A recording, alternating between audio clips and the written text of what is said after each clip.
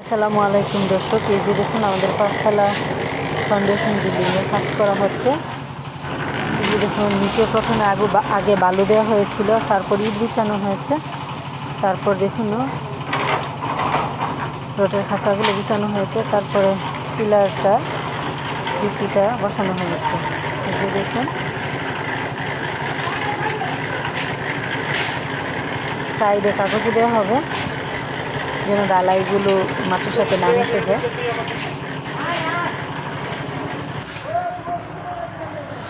এই যে দেখুন কি সুন্দরভাবে সেট করা হয়েছে।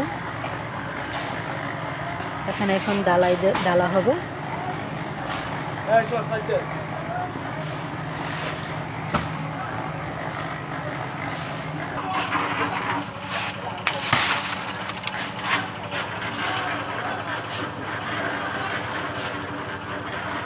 যে ডালাইগুলো ডালা হচ্ছে,